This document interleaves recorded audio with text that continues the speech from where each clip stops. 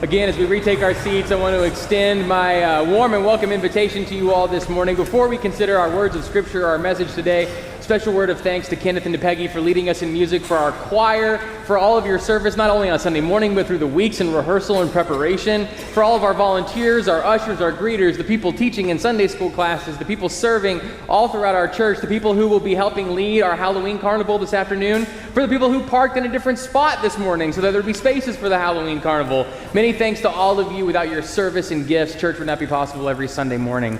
A couple quick words before we get going. My name is Lance Marshall. If we haven't met before, I'm the senior associate pastor here at the church. I'm normally preaching and leading in another worship community we have here at the church called The Gathering. It meets in Wesley Hall at 9:30 and 11 o'clock, but it's always a pleasure to get to be with you in worship here in the sanctuary on a Sunday morning. And I want to catch you up. I want to share with you something that's been going on in the church and particularly in The Gathering you may not have been aware of, and it has to do with a bracelet that I'm wearing today. It's also the bracelet I was wearing yesterday, the bracelet I'll be wearing tomorrow. It's the bracelet I've worn almost every single day for about the last 7 years. It's a bracelet that's black and simple and rubber and has in white letters just the words, God is big enough. That's it. It says, God is big enough. And I've worn it almost every single day, but not just this bracelet. I've actually given a lot of them away, and I'll tell the story behind that. The story behind these bracelets originates at another United Methodist church here in our area. It's actually two churches. They're two churches that were led by two twin brothers. They're brothers and they're pastoring churches. And one of the brothers was having some difficulties that his family was facing, the kind of difficulties that all of our families face. And like any other person, he was talking to other people who cared about him and knew him. And he was talking to his brother about it. And at some point in the conversations, one of the brothers just said, you know, facing these difficulties, facing these problems, facing these challenges, I just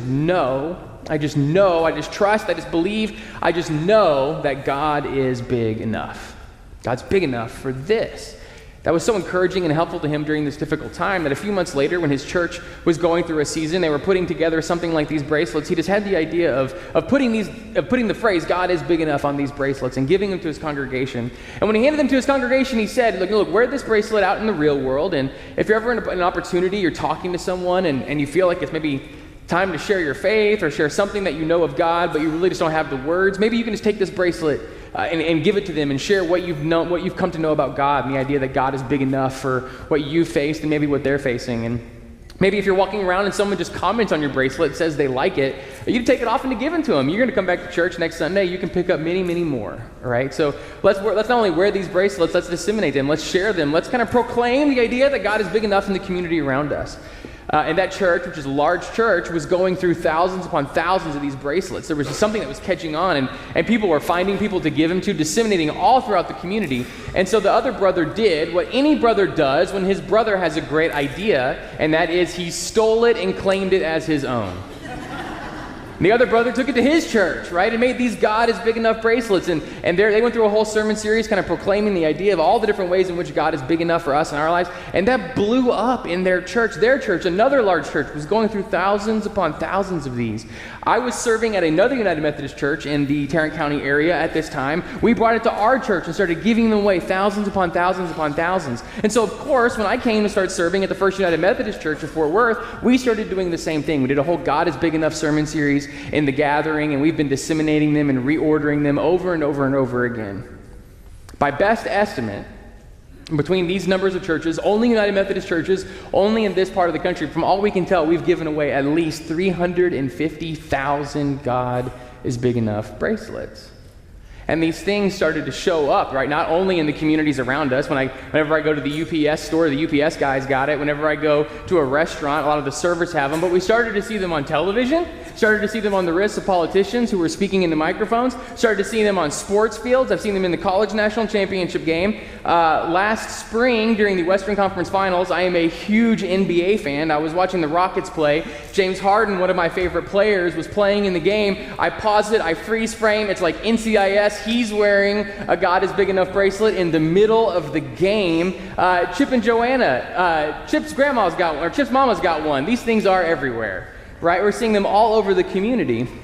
And I've been wondering over and over and over again for the years now that I've worn one of these, for the years that I've passed them out to people, for the years that the hundreds of thousands of these bracelets proclaiming God is big enough to the world, what is it about that saying? Think of all the different things that a bracelet could say about God's love or about God's presence or God's provision, all the different things you could fit on a bracelet, why is the affirmation that God is big enough speaking to so many people?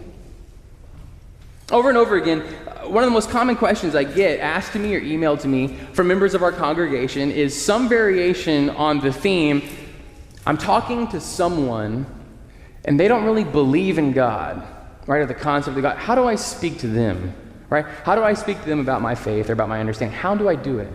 I get that question all the time, and I got to be honest with you.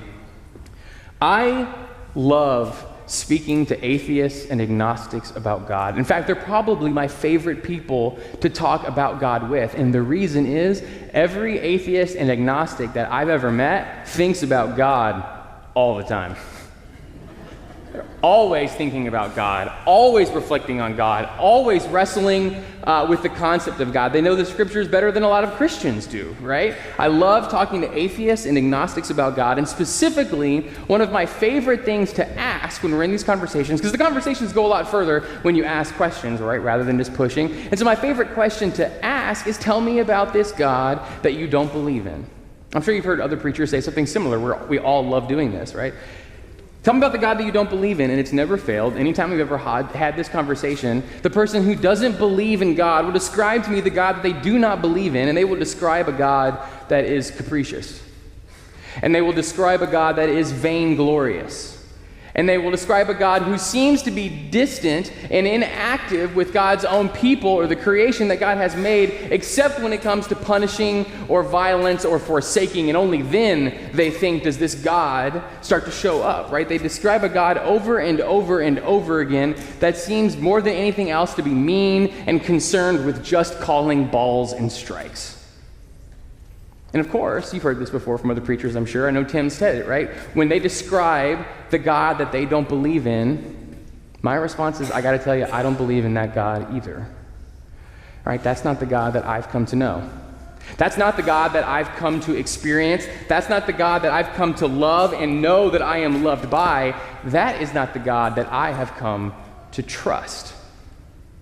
And if anything else, if I had to say one thing, if I had to describe the difference between my understanding of God and their understanding of God in the shortest way possible, I would say you have come up with a misunderstanding, with a wrong image of God that is much, much, much too small.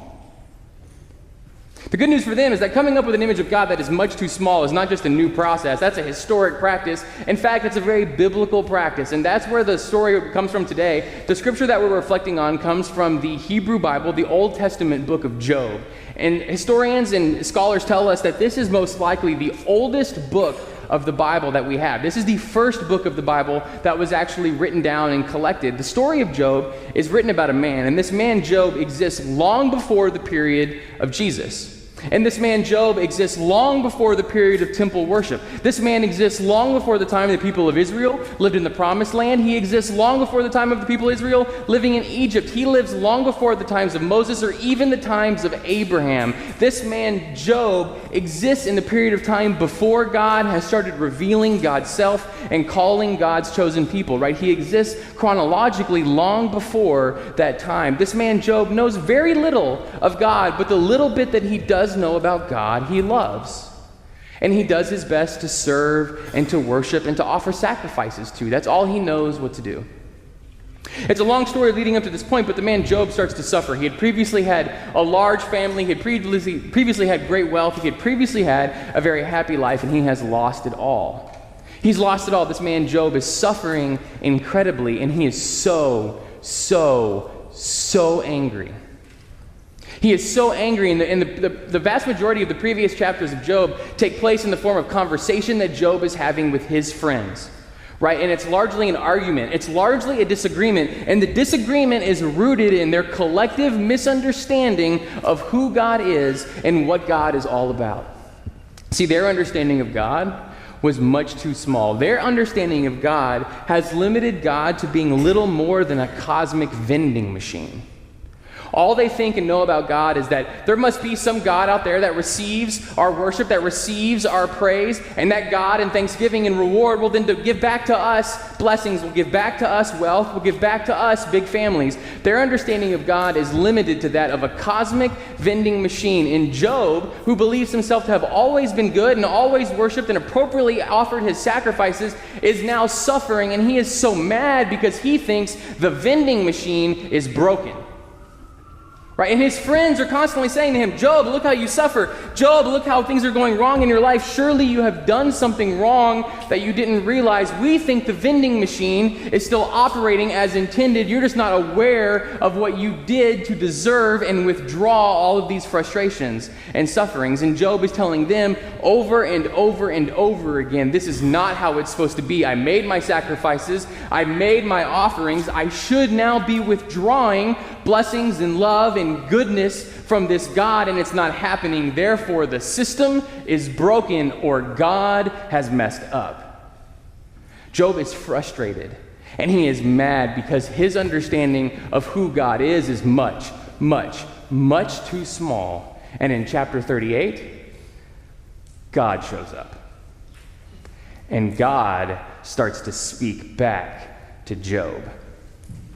And the first thing God needs Job to understand is that Job doesn't get what's going on. Job can't connect with the reality of what's happening because the fundamental problem, before we even get on to anything else, is you don't know who I am.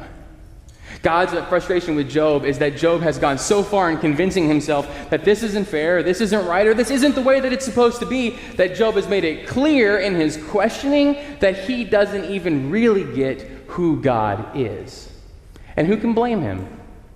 So God starts to teach Job. And God speaks to Job out of the whirlwind. If this took place in Tarrant County, we would say, God speaks to Job out of the tornado. So God speaks to Job. Who are you to ask me these questions without knowledge? Prepare yourself, and I will answer you like a man. And he starts to ask Job's questions that make it very clear that his understanding of who God was, who he thought God is, was much, much, much too small.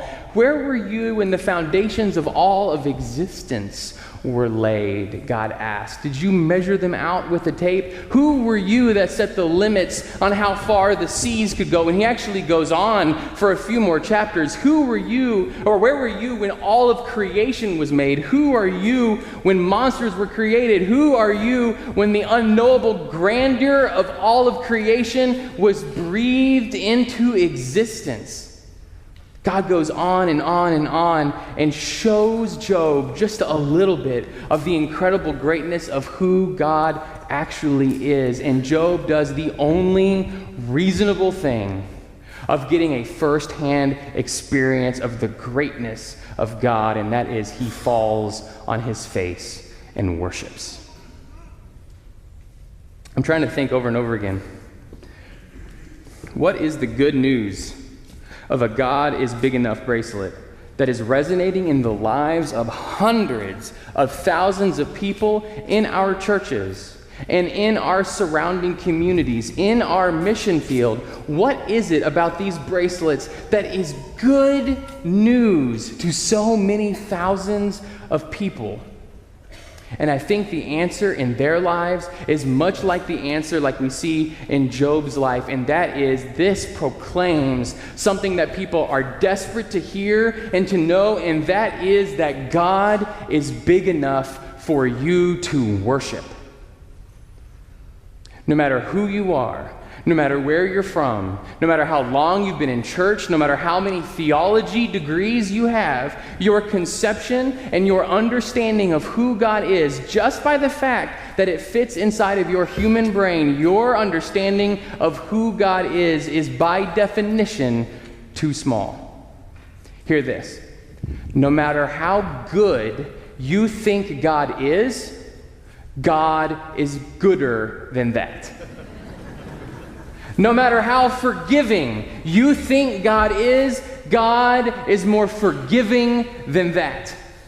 No matter how loving, choir, you think God God is more loving than that, no matter how gracious. Hear this. No matter how gracious God is, each and every one of you, I promise you, God is more gracious than that. And no matter how trustworthy you think God is more trustworthy than that. And when this God, when your God, when the true God says to me and to you and to everyone that I love you so much, I care for you so much, I am so deeply invested in you and your relationship with me that I send you my only begotten Son, so that whoever believes in him will never perish, but will have life eternal with me. You are hearing that from a God who is big enough to trust.